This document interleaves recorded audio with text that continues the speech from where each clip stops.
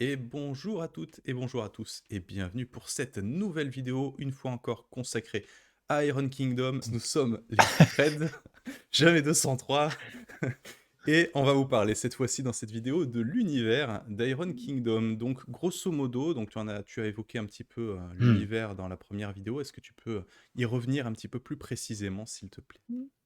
Ouais, les royaumes d'acier, en fait, c'est un univers, qui est assez riche dans le sens où, comme je l'ai dit dans la première vidéo, c'est un jeu qui a été créé dans les années 2000 Hmm, et en fait, c'est un des rares jeux, je crois, aujourd'hui qui fonctionne encore par storyline.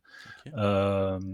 Donc ils ont ressorti une nouvelle édition 17 ans après la première. Donc oui, c'est ça, c'est 2020. Ok. 2020 puisque la VO était sortie en 2003 et 17 ans après, ils ont sorti une nouvelle édition et en fait, cette nouvelle édition, c'est pas un reboot ou voilà, c'est qu'est-ce qui s'est passé pendant 17 ans? Et donc c'est la suite. Ok. C'est une suite qui est parfaitement lisible si vous n'avez pas, le jeu des années 2000 Hmm, parce qu'il va reprendre des éléments et puis au fur et à mesure des suppléments, ils vont enrichir et tout ça et puis de toute façon, il s'est passé tellement de choses en 17 ans qu'il y a presque une rupture qui a été faite. C'est un univers qui est très riche dans le sens où, alors c'est pas un univers, paisible, donc ok. c'est aussi pour ça que c'est un univers très riche. Hem C'est un univers où, en gros, il y a eu une première invasion, d'un ennemi, extérieur venu, d'outre-océan, qui s'appelait les Orgoths. Ok.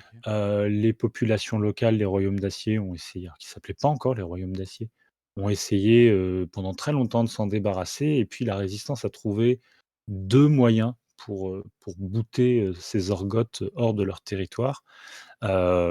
Ils ont d'abord développé, la technologie, Mhm. donc il y a eu un bond technologique, qui a été, mis en place, ce qui fait que, bah, il y a des je vais y arriver, des objets à vapeur, des objets, l'électricité commence à apparaître Mhm. et puis dans le même temps, l'humanité, a eu le don de magie. Ok. Donc la magie profane est apparue d'un seul coup. Et évidemment, quand on est en situation de guerre avec un occupant qui est là depuis, plusieurs centaines d'années et qui, dès qu'il s'agit de faire un exemple, rase une ville, bah, Hmm, on essaye tous les trucs qu'on a sous la main, on les mélange, on voit si ça fait des chocs à pic et effectivement, ils ont mélangé la technologie, la mécanique avec la magie, ça a donné la méca-magie et donc la plus grosse arme qu'ils ont créée pour lutter contre les Orgoths, ce sont les fameux Scaraciers mhm. avec à l'époque d'immenses colosses, qui étaient un petit peu des Goldorak, hein, Super. pour aller taper sur l'envahisseur et effectivement l'association de la magie, de la méca-magie et de ces Scaraciers, a permis de repousser les Orgoths. D'accord. Heu, le monde continue à avancer et puis à un moment, toque à la porte, des gens qui disent: «Au fait, vous vous souvenez, on vous a donné la magie quelques années, 200-300 ans. On voudrait, recevoir le paiement pour le petit, cadeau qu'on vous a fait. Le problème, c'est que le paiement, bah, c'est des âmes, puisque ce sont des infernaux qui ont donné, la magie à l'humanité. La personne qui a négocié ça, s'en mord un petit peu les doigts, mais bon, elle assume quand même. Donc si elle est encore là pour, assumer, vous imaginez que c'est une créature surnaturelle. Mhm. Donc tout ça crée forcément pas mal de problèmes. C'est un nouveau moment de conflit dans les royaumes d'acier qui s'appelle la collecte, avec les armées infernales qui dévalent, dans les dimensions matérielles, avec, leurs adorateurs qui se révèlent être pour certains dans des positions de pouvoir, gros clash politique un peu partout et puis, bah, les gens ont pas envie de se faire collecter leur âme donc bah, ils tapent sur les infernaux leur tapent dessus en retour. Gros conflit, c'est la collecte, c'est le fameux requiem Hmm, qui, sonne le départ de cette nouvelle édition du jeu et donc on est, une dizaine d'années après, 6 ans je crois ok. précisément, quand le jeu démarre et dans une situation de, bon, bah, on fait le deuil, des centaines de milliers de personnes qui sont mortes, dans le conflit. On essaie de se reconstruire, les royaumes essayent de se reconstruire avec les situations politiques qu'on peut imaginer un Hmm, peu Mais toi quand même à ta tête, tu avais, des, cultistes, oui, mais, toi, ton premier ministre aussi». Bon bref, tout le monde se Ouais, regarde avec suspicion, hem et tous les problèmes ne sont évidemment pas résolus. Donc univers très violent, très riche, avec une grosse phase, de religion, OK, qui est très importante aussi dans ce jeu. Les religions sont vraiment développées, donc il y a un panthéon nain, il y a un panthéon elfe, qui sont pas du tout traités de la même manière. Il y a des vrais enjeux scénaristiques, par rapport, notamment au panthéon elfe qui sont en train d'être développés. OK. Il y a, sur les panthéons humains, des là aussi des vrais enjeux puisque, bah, je vais un peu spoiler, la collecte et le fait des actions d'un dieu humain qui a dit: «Non mais là, ils peuvent pas s'en sortir, il faut que j'aille trouver un truc». Bon, bah, là, vous pourriez me refiler un truc? «Oui, on peut te refiler la magie».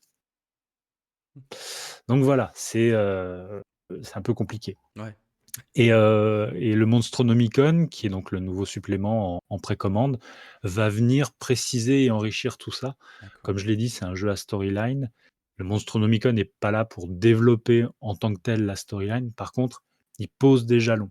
Mmh. Il pose des jalons en présentant les infernaux. Alors là, je parlais des créatures endémiques dans une précédente vidéo. Mmh. Il y a une très grosse présentation des infernaux, il y a une très grosse présentation des sylves qui sont des créatures artificielles créées par les druides pour défendre la nature.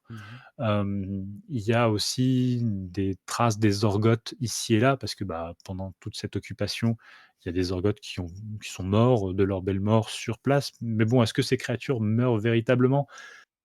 Je ne sais pas, regardez au paragraphe immortel du Monstronomicon et vous aurez un début de réponse. OK. Et puis, aussi dans le cadre de l'avancement du jeu, il y a des jalons qui sont posés par rapport à l'évolution, notamment des elfes, qui sont, loin de l'archétype, «On est dans la forêt, on a des Mmh. jolies oreilles» et non, les elfes sont un peuple désespéré OK. et donc ils font des choses désespérées. Qui commencent à être présentés dans le Monstronomicon, donc ça aussi c'est intéressant. Super. Qu'est-ce qu'on joue comme personnage du coup dans Iron Kingdom Requiem? Un peu tout ce que vous voulez, OK. un peu tout ce que vous voulez. Alors c'est un peu une réponse de normand, mais vous pouvez jouer plein de choses. Alors déjà, il y a plein d'espèces jouables, qui vont du gobber au trollkin. Donc le Ouais. gobber, on en a parlé dans la vidéo sur le système, c'est des goblinoïdes, Mmh. plutôt rusés, plutôt malins, plutôt, heu, voilà, qui occupent la niche écologique, du halfling, comme je disais. Ouais. On a des humains, on a des elfes. Alors il y a 2 espèces d'elfes, des elfes de glace qui sont appelés les OK. Nys et des elfes, plus j'ai envie de dire plus traditionnels, mais en fait pas du tout, qui sont les Yosiens. C'est des elfes isolationnistes, OK. alors, on pourrait dire: «Ah bah oui, bah, c'est tous les elfes sont un peu isolationnistes». Non, ils C'est sont ça. vraiment très, très OK. isolationnistes, à tel point qu'on n'a plus vraiment de nouvelles d'eux OK. et si vous jouez un Yosien dans une campagne, vous jouez nécessairement un exilé. D'accord. Un exilé et voire même un paria par rapport à votre peuple OK. ou quelqu'un qui dit: «Attends, je suis parti en voyage pendant un moment et là, il se passe des trucs chez moi, je le sens», Mmh. parce que c'est un peuple, comme d'habitude, très lié à la magie. Mais les Yosiens, pour le coup, sont très, sentent qu'il y a un problème, quoi. D'accord. OK. Et vous pouvez jouer des ogrunes qui sont des grosses baraques, mais très loyales, qui ont de OK. très bons rapports avec les Rufolk, qui sont les nains du jeu. OK. Donc vous pouvez aussi jouer des nains, vous pouvez jouer des trollkins qui sont des créatures apparentées aux trolls, mais beaucoup plus civilisées, OK. avec une culture tribale très marquée. OK. Et puis au niveau des archétypes, vous avez les archétypes classiques de la 5e édition, plus des pistoliers, parce que c'est un monde où Mmh. la poudre a été développée, donc vous pouvez développer des pistoliers qui ça va du tireur d'élite au pistolero en passant par le chasseur de primes. Vous OK. pouvez, jouer j'ai plus le nom, c'est terrible. Mec, stratège. Des pistoliers mais arcaniques, j'ai pas trouvé le nom, c'est terrible. Mais voilà, des gens qui sont des bons tireurs, mais qui vont sublimer leur capacité d'utilisation des armes à feu en mettant de la magie dedans. D'accord. Vous allez pouvoir, jouer des méca-stratèges, donc des gens qui contrôlent des scarabées et qui ont une affinité particulière à la fois avec la magie et avec la mécanique et donc Mmh. vraiment c'est des très versés dans la méca-magie. Vous pouvez jouer des méca-artisans, les gens qui fabriquent tous ces trucs-là. Vous pouvez jouer des alchimistes, donc vous avez vraiment un très gros panel pour mener des enquêtes, Mmh. aller investiguer sur, mais là il reste, des traces de culte, là il y a des intrigues politiques. Le livre de base est truffé d'accroches de scénarios, de mémoire, il y en a une trentaine dans des Ah encarts ouais, dédiés. Donc c'est pas un jeu qui est uniquement orienté combat, d'accord.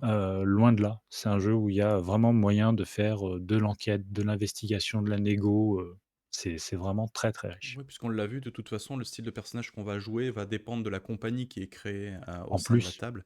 Donc ça va orienter un petit peu ce que vous avez envie de faire dans les royaumes Ouais, d'acier. ouais, ouais, clairement, clairement, clairement, vous pouvez, faire des chasseurs de trésors, des gens qui on veut comprendre ce qui s'est passé, on veut Mmh. pas que ça se reproduise, Bien donc ça. des gens qui enquêtent.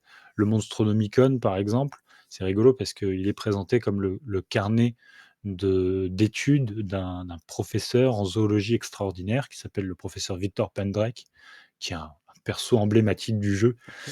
Hem Et il a 2 professeurs assistants avec lui, hem, Edrea Lorir et Linus Wesselbaum et clairement, à eux 3, ils forment une compagnie d'aventuriers. OK, c'est C'est jamais génial. dit clairement dans le lore, mais quand tu lis le Monstronomicon, les échanges, qu'ils ont, les rapports, voilà, Mmh. la complémentarité de tous les 3 fait que, oui, évidemment, c'est un groupe d'aventuriers et tu OK. sens que c'est une compagnie et que tu peux t'amuser à dire: «Bah, voilà et ça colle à tel archétype de compagnie», donc il y a moyen de faire des trucs très rigolos, de dire: «Bah, nous, on va être des zoologistes». C'est quoi la différence avec des chasseurs de monstres? «Ah, bah, nous, on les tue pas C'est ça. forcément». «Ah, d'accord». Très bien. On va garder un peu de suspense donc pour la dernière vidéo qui va arriver un petit peu plus tard. Bien sûr. N'oubliez pas de vous abonner à la chaîne comme d'habitude et on vous dit à très bientôt pour une nouvelle vidéo. Ciao tout le monde! À tout bientôt.